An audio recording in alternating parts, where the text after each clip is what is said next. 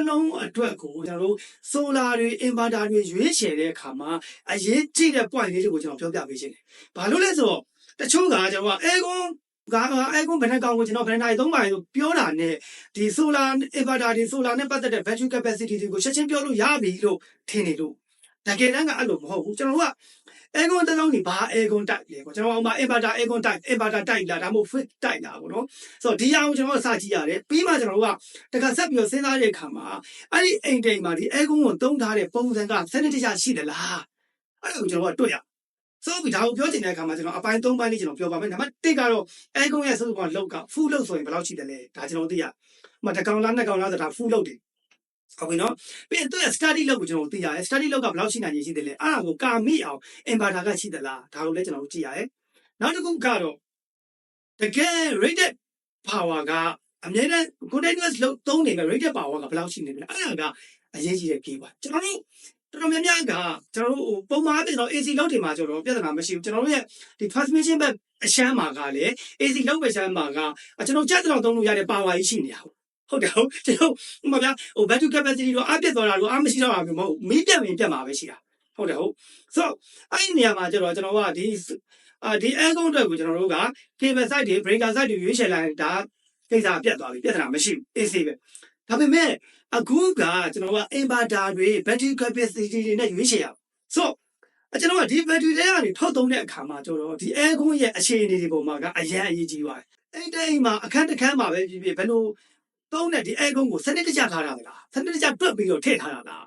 းဘာလို့ပြောရလဲဆိုတော့ကျွန်တော်တို့က rated power ကိုလိုချင်လို့ဆိုတော့ကျွန်တော်တို့တွေက rated power ကအများနဲ့ full လောက်ကြီးသွားနေတာမဟုတ် aircon တစ်လုံးတည်းဆိုတချို့နေရာမှာကျွန်တော်တချို့အခန်းတွေမှာကျွန်တော် aircon ကိုထည့်ထားတဲ့အခါမှာမတန်မဆဖြစ်တဲ့အခါမှာ aircon ကလောက်ကအများနဲ့ထမ်းနေရ compressor ကြီးအများနဲ့လည်ပြီးထမ်းနေရတဲ့နေရာတွေရှိဘာလို့လဲအခန်းရဲ့ဝင်နဲ့ aircon နဲ့မမျှဘူးဒါမှမဟုတ် aircon efficiency ကျလာလို့ဒါမျိုးမျိုးရှိနိုင်တယ်ဒါမှမဟုတ်ကျွန်တော်ကစနစ်တကျနဲ့တွက်ချက်ထားပြီးတော့မှဒီအခန်းရဲ့ဥမာဆိုကြပါစို့ကျွန်တော် aircon သုံးလိုက်တယ်10 minute လောက်တော့တွင်းမှာ aircon က full လုပ်ဖြစ်သွားပြီးတော့10 minute လောက်အတော်အတွင်းမှာဒီချက်မှာကိုလီဥမာကျွန်တော်က25 degree celsius နဲ့ထားထားရင်25 degree celsius ကို10 minute လောက်အတော်အတွင်းမှာရသွားတယ်ပြည့်ပြီသွားရင်ကျွန်တော်ကဘာလုပ်မလဲ fix type ဆိုလို့ရှိရင် auto ရက်သွားမယ် off ဖြစ်သွားမယ်တော့ compressor ရက်သွားရင်ဒါ0 watt ဖြစ်သွားတယ်ဆိုအဲ့ဒီအချိန်မှာကျွန်တော်က rated power မရှိဘူ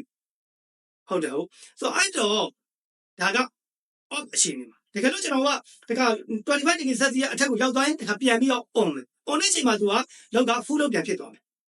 ဆိုအဲ့ full လောက်နဲ့ဒီ off လောက်ဒီ on နဲ့ off နဲ့ဂျားထဲမှာကျွန်တော်တို့ကသုံးတဲ့ rated power ကအဲ့လိုနိုင်နဲ့ပြန်ရှင်ရင်ကျွန်တော်က90%ကနေ90%ပတ်ချာလဲလောက်ပဲသုံးတယ်လို့ကျွန်တော်ယူဆလို့ရဒါအရှုံးကိုပြောတာဆိုအဲ့ဒါကိုတချို့နေရာမှာတချို့အခန်းတွေမှာကျွန်တော်မမျှဘူးလို့ကအများနဲ့ compressor ကျ run နေရ aircon ကျနဲ့တောက်လျှောက်ကြီးလဲနေတာလို့ရှိအဲ့ဆိုရင်ဒါသူ့ရဲ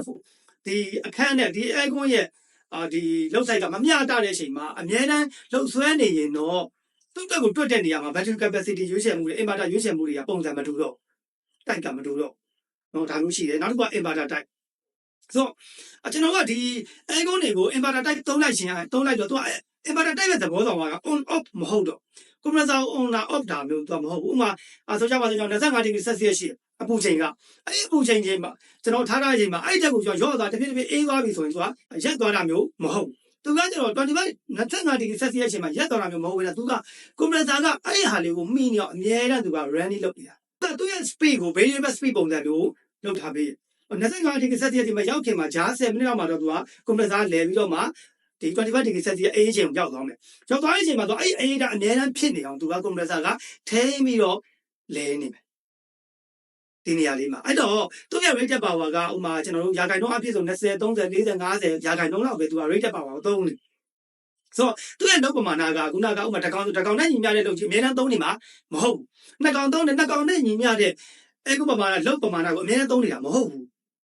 အဲ့ဒါတွေကိုကျွန်တော်ကချိန်ဆပြီးတော့မှအိမ်တင်ရဲ့ဒီ aircon တက်ဆင်မှုစနစ်ကိုကကျွန်တော်ကသတိထားရမယ်သူရဲ့ efficiency တွေကြည့်ရမယ်သူရဲ့ low rated power ကဘယ်လိုဆွဲနေမှာလဲဆိုတော့ကျွန်တော်ကကြည့်ရအဲ့ဒါကိုကြည့်ပြီးတော့မှကျွန်တော်ဒီဘက်က battery capacity တွေကျွန်တော် inverter တွေကိုရွေးချယ်ရင်အကောင်းဆုံးအနည်းဆက်ဆုံးနေရာမှာကျွန်တော်တို့ရလက်ကိုရမှာဖြစ်တယ်ပညာဌာနအနေနဲ့ကျွန်တော်စီစဉ်စရာလေးတစ်ခုရှိပါတယ်အဲ့ဒါကတော့ကျွန်တော်တို့ scholarship တွေကျွန်တော်ပေးစရာရှိကျွန်တော်ရဲ့ solar electricity system course အတွက်2ယောက်ကိုကျွန်တော် scholarship တွေပေးသွားပါမယ်လုံးဝအခမဲ့ပညာဒါနတက်ရောက်ခွင့်ရမယ်အခွင့်အရေးပေးမှာဖြစ်ပါတယ်2ယောက်ကိုပေးသွားမှာဖြစ်ပါဆိုတော့အဲ့ဒါကတော့လာမယ့်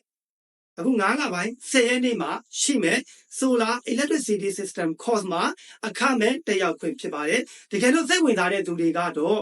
ဒီဗီဒီယိုရဲ့အောက် comment မှာဘာကြောင့်တက်ချင်လဲဆိုတာလေးရေးပြီးတော့ခါကျတော့ share သွားပေးပါ share တဲ့အခါမှာကိုယ့်ရဲ့တငယ်ချင်းတစ်ယောက်နဲ့ share ပေးရင်ရပါတယ်ကိုယ့်ရဲ့တငယ်ချင်းတစ်ယောက်နဲ့တက်တွဲပြီးတော့ share ပေးပါကျွန်တော်တို့မဲနိုင်ပြီးတော့မှ2ဦးကိုရွေးချယ်ပေးသွားမှာဖြစ်ပါတယ်ကျေးဇူးတင်ပါတယ်